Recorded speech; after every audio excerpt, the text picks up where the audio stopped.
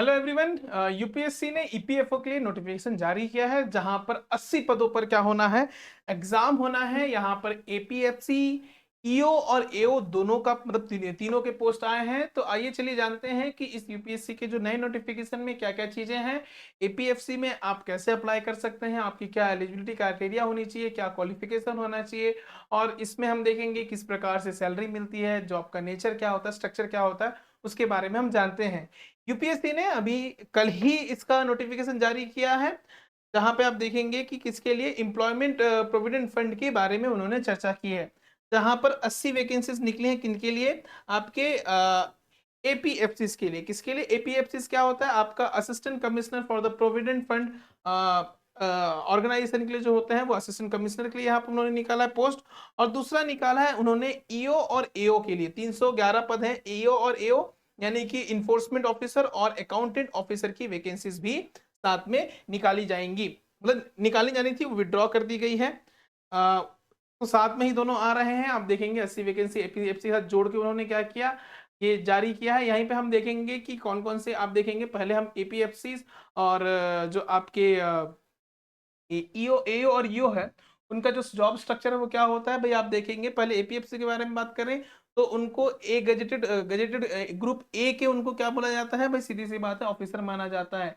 आप देखेंगे कि उनकी जो सैलरी है, ग्रॉस सैलरी यहाँ पे बात कर रहे हैं, ग्रॉस सैलरी लगभग लगभग 1 लाख से लेके 1,06,000 तक हो सकती है। ये बहुत अच्छी अपॉर्चुनिटी है बच्चा आप लोगों के लिए। अगर आप यूपीएससी में सीएससी की तैयारी कर रहे हैं, आप सिविल सर्विसेज एग्जामिनेशन की तैयारी कर रहे हैं, तो आप ये एग्जाम जरूर दिलाएं। वहीं पे आप देखें एईओ और ईओ तो उनकी भी सैलरी 75 से 85,000 तक जाती है। अब देखेंगे कि ये क्या करते हैं भाई, सीधी सी बात है, जो प्रोविडेंट फंड के जो प्रोविजंस हैं वो बेसिकली हम देखेंगे कि जो स्मॉल टाउन में या फिर जो छोटे उद्योग होते हैं या किसी बड़े उद्योग में उनका इन्फोर्समेंट सही से हो रहा है कि नहीं, किसी प्रकार की कोई गड़बड़ी तो नहीं है, ये सब जांच करने की जिम्मेदारी किनकी होती है, इनकी होती है। वहीं पे हम बात करें एपीएफसी को तो उनको क्वासी जुडिशियल उनको क्या मिलता है, पावर मिलता है। क्वासी जुडिशियल मतलब जज जैसा उनको पावर मिलता है, जो फैक्ट को चेक कर सकते हैं, रूल रेगुलेशन को फॉलो अप करके पनिशमेंट भी दे सकते हैं। ये सारे उनके क्या रहते हैं, पावर्स रहते हैं। बहुत ही अच्छा एक अपॉर्चुनिटी है आपके लिए। तो जो नोटिफिकेशन है 19 तारीख को ही आ चुका है, शॉर्ट नोटिफिकेशन 22 तारीख को डिटेल में पूरा सब कुछ आ जाएगा। फिर रजिस्ट्रेशन भी स्टार्ट हो जाएंगे। आप देखेंगे कि एप्लीकेशन का लास्ट डेट जो है वो सितंबर 2026 11 को है, मतलब 11 सितंबर 2026 को है। तो आप उससे पहले अपना रजिस्ट्रेशन मतलब अपना रजिस्ट्रेशन करवा लें, या फिर आप देखेंगे जो आपका एग्जाम जो प्रोसेस है वो सारे कंप्लीट कर लें, जितने भी डॉक्यूमेंट्स हैं। क्योंकि देखिए बहुत अच्छा टाइम मिल रहा है आपको 22 अगस्त से लेके 11 तारीख तक के। तो इस बीच में आप जैसे भी करके अपना यहाँ पे एग्जामिनेशन रजिस्ट्रेशन जरूर कराएं। देखिए यहाँ पे फीस भी बहुत मिनिमम है। अगर आप फीमेल है या एससी एसटी या पीडब्ल्यू कैटेगरी से आते हैं तो आपको तो पैसा देना नहीं पड़ेगा। लेकिन अगर आप जनरल कैटेगरी से हैं या फिर ओबीसी या फिर क्या बोलते हैं मेल हैं या फिर ईडब्ल्यू मतलब ईडब्ल्यूएस मेल है तो आपको केवल और केवल 25 रुपए देना पड़ेगा। और ये जो एग्जाम होने की संभावना है ना, वो लगभग आप देखेंगे कि दिसंबर के लास्ट तक या फिर जनवरी में होगा। मतलब हमारे पास अभी टाइम भी है, अच्छा खासा 3-4 महीने का टाइम है। अब देखेंगे, बात करें एलिजिबिलिटी क्राइटेरिया की, तो सबसे पहले आपके पास क्वालिफिकेशन क्या होना चाहिए। किसी भी यूनिवर्सिटी में, जो भी रिकॉग्नाइज यूनिवर्सिटी है, वहां से आपका बैचलर डिग्री होना चाहिए। किसी भी सब्जेक्ट में हो सकता है, जरूरी नहीं है कि अगर प्रोविडेंट फंड से जुड़ा है तो बीकॉम का ही होना चाहिए या किसी फाइनेंशियल सेक्टर से ही होना चाहिए, नहीं। आप क्या किसी भी सब्जेक्ट के हो सकते हैं, लेकिन आपके पास क्या होनी चाहिए, एक बैचलर डिग्री होनी चाहिए। अगर आपके पास उसके अलावा डिजायरेबल क्वालिफिकेशन यह बोला है कि अगर आपने कंपनी लॉ में डिग्री या डिप्लोमा किया है या लेबर लॉज या पब्लिक एडमिनिस्ट्रेशन में किया है तो और अच्छी बात है। अगर नहीं है कोई दिक्कत नहीं है, आप बैचलर डिग्री के आधार पर भी आप एग्जाम दे सकते हैं। वहीं पे अगर हम बात करें एज लिमिट की, तो अगर यहाँ पे देखेंगे मैक्सिमम कितना 35 ईयर एज रिलैक्सेशन, मतलब एज का क्या दिया गया, एप्लीकेशन दिया है। लेकिन अगर आप ओबीसी कैटेगरी से हैं तो आपको 3 साल एक्स्ट्रा मिलेगा, यानी कि 38 साल हो जाता है। एसटी एससी से हैं तो 5 साल यानी कि 40 साल हो जाता है। वहीं पीडब्ल्यू आप देखेंगे तो यहाँ पे 10 साल तक का क्या मिला है उनको, एज रिलैक्सेशन मिला हुआ है।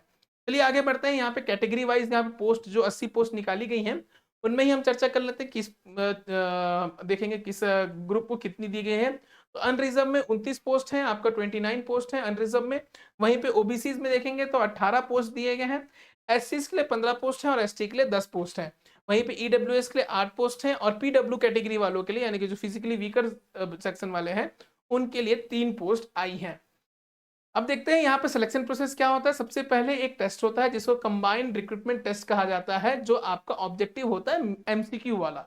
जो आप एमसीक्यू करते हैं ना, ABCD भरते हैं, तो यहाँ पे देखिए कंबाइंड रिक्रूटमेंट टेस्ट बोला है, मतलब एक ही पेपर के साथ आप दोनों के लिए अप्लाई कर सकते हैं, एओ ईओ के लिए भी और एपीएफसी के लिए। मतलब आप असिस्टेंट कमिश्नर भी बन सकते हैं और साथ में आप इन्फोर्समेंट ऑफिसर, अकाउंटेंट ऑफिसर भी उसी एग्जाम के थ्रू कर सकते हैं। देखिए यहाँ पे एक फायदा ये होता है कि अगर आप प्रीलिम्स निकाल लेते हैं, मतलब प्री टाइप का ही एक आपका क्या है एग्जाम है, अगर आप इसको क्लियर करते हैं तो आपको किसी प्रकार की कोई मेंस टाइप की जो पेपर, जो लिखने वाली जो पेपर है ना, रिटन एग्जामिनेशन देना नहीं पड़ता। सीधा क्या होता है, आपका इंटरव्यू होता है जो यूपीएससी के द्वारा ही होता है। आप देखेंगे कि सीधा इंटरव्यू होता है और इनका वेटेज अगर आप देखें, यहाँ पर रिटन टेस्ट लिखा है लेकिन वो इसी का ही है, आपका सीआरटी का ही है। कंबाइंड रिक्रूटमेंट टेस्ट के 75% मार्क्स होते हैं और आपके जो पर्सनल इंटरव्यू होता है उसका 25 क्या होता है, वेटेज होता है, और उसके आधार पर भी क्या होता है, मेरिट लिस्ट जारी किया जाता है। ठीक है, इसमें किसी प्रकार कोई डिस्ट्रक्टिव मेंस का एग्जामिनेशन नहीं होता है, तो केवल आप सीधा एमसीक्यू लगा के इंटरव्यू दे सकते हैं अगर आपने अपनी तैयारी अच्छे से की है। चलिए अब देखेंगे कि एग्जाम कैसा होता है। एग्जाम का पैटर्न कैसा, 2 घंटे का होता है, 120 मिनट होते हैं, 120 एमसीक्यूज होते हैं जो 300 मार्क्स के होते हैं, इंग्लिश हिंदी दोनों में होते हैं। हाँ, इसमें नेगेटिव मार्किंग होते हैं, अगर आपने गलत आंसर दिया तो 1/3 जो उसका जो मार्क है वो कट जाता है। तो ये ध्यान रखेंगे कि नेगेटिव मार्किंग है। 2 घंटे का पेपर है, 120 एमसीक्यूज उसमें होंगे जो सॉल्व करने हैं। अगर हम सिलेबस के बारे में बात करें तो इसमें जनरल स्टडीज के सिलेबस, जैसे इंडियन फ्रीडम स्ट्रगल यानी कि मॉडर्न जो इंडिया है उसके बारे में पूछा जाएगा, पॉलिटी के बारे में पूछा जाएगा, इकोनॉमी और साइंस के बारे में पूछा जाएगा। इसके अलावा हम देखें तो एप्टीट्यूड से क्वांटिटेटिव एप्टीट्यूड, मेंटल एबिलिटी और कंप्यूटर एप्लीकेशन के कुछ क्वेश्चन होंगे। लैंग्वेज प्रोफिशिएंसी के लिए आप देखेंगे जनरल इंग्लिश में फोकस किया जाएगा, वोकैबुलरी और जो ग्रामर है उस पर फोकस किया जाएगा इंग्लिश के लिए। अगर आप देखेंगे तो कुछ ऐसे सब्जेक्ट हैं जो स्पेशलाइज्ड है एपीएफसी के सिलेबस में, तो उसमें आप देखेंगे अकाउंटिंग और फाइनेंस भी है, जो प्रिंसिपल ऑफ अकाउंटिंग और ऑडिटिंग के बारे में पूछता है। अगर आप कॉमर्स बैकग्राउंड से हैं या बीबीए मतलब बैचलर ऑफ बिजनेस एडमिनिस्ट्रेशन से हैं तो आपके लिए बहुत अच्छा है, यहाँ पे अवसर है, आपको जरूर ये पेपर देना चाहिए। और यहाँ पे लीगल फ्रेमवर्क, यहाँ पे industrial relation and labour law के बारे में बताया गया है, और social security scheme, insurance and pension in India, ये तो हम ऑलरेडी पढ़ते ही हैं। वहीं पे आप देखेंगे एडवांस सब टॉपिक में देखेंगे basic statistics, population development and globalisation के बारे में भी पूछा जा सकता है। तो ये क्या है, स्पेशलाइज आपका क्या है सिलेबस है। अब देखिए हमारे लिए इंपॉर्टेंट क्या है, अगर आप यूपीएससी में सीएससी की तैयारी कर रहे हैं तो आप देखेंगे ओवरलैपिंग सिलेबस है, क्योंकि देखेंगे सिविल सर्विस अगर आप कर रहे हैं तो 60% ऑफ द सिलेबस ऑलरेडी आप क्या कर चुके हो, इसमें कवर कर चुके हो। अब ये एक मास्टर द नीस, भाई सीधी सी बात है, आपको ये समझना है कि जो अकाउंटिंग है, ऑडिटिंग और लेबर लॉज है, इसको प्रायोरिटाइज करना है सबसे पहले, क्योंकि 60% तो आप ऑलरेडी कवर कर चुके हैं। तो बाकी चीज देखिए, यहाँ पे देखिए आप ऑलरेडी जब यूपीएससी की तैयारी करते हैं तो आप जनरल स्टडीज के सारे चैप्टर तो पढ़ ही चुके हैं। फिर आपने ये एप्टीट्यूड, ये मेंटल एबिलिटी, कंप्यूटर एप्लीकेशन छोड़ सकते हैं, लेकिन अगर मेंटल एबिलिटी, क्वांटिटेटिव एप्टीट्यूड बोले तो ये भी आप ऑलरेडी कवर कर चुके रहते हैं। अगर आप इंग्लिश मीडियम के छात्र हैं तो जनरल इंग्लिश तो आप फोकस करते ही, आप देखेंगे कि जो वोकैबुलरी है, ग्रामर, वो आप कवर ऑलरेडी कर चुके रहते हैं। तो आपके पास तो बस एक एडवांटेज है कि आपने पहले से ही क्या किया है, सिलेबस का 60% पोर्शन क्या है, कवर किया है। तो आप लेकिन प्रायोरिटाइज यहाँ पे क्या कर सकते हैं, अकाउंटिंग, ऑडिटिंग और लेबर लॉस को आप एक्स्ट्रा पढ़ सकते हैं और ज्यादा ज्यादा मॉक दिला सकते हैं ताकि आपके नेगेटिव मार्किंग कम हो। और एक सजेशन ये रहेगा कि आप 22 अगस्त से पहले अपना ओटीआर रजिस्ट्रेशन करा लें, तभी आप इस एग्जाम में अपने आप को अप्लाई कर सकते हैं। ओटीआर आप देखेंगे, अगर आपने यूपीएससी का लास्ट टाइम फॉर्म भरा होगा तो उसमें ओटीआर हुआ है, ठीक है, वन टाइम रजिस्ट्रेशन, तो वो आप अपना कंप्लीट कर लें ताकि जैसे ही इसका नोटिफिकेशन कब आए, आपका 22 तारीख को आए, तो आप क्या कर दें, तुरंत अप्लाई कर दें इस एग्जाम के लिए। और ये एग्जाम आपके लिए बहुत ही अच्छा होगा, जहां पर आप एक अच्छे गजेटेड ऑफिसर के पोस्ट में जा सकते हैं। तो जो यूपीएससी बच्चे जो दिला रहे हैं, मैं उनसे ये एक सजेशन जरूर दूंगा कि आप ये एग्जाम भी ज़्यादा ज़्यादा दें। अगर आपको ये जो सिलेबस है, बाकी चीज़ों के बारे में अगर और भी जानना है तो आप कमेंट सेक्शन में अपने कमेंट्स लिख सकते हैं, कुछ क्वेश्चंस क्वेरी होंगे वो भी आप छोड़ सकते हैं।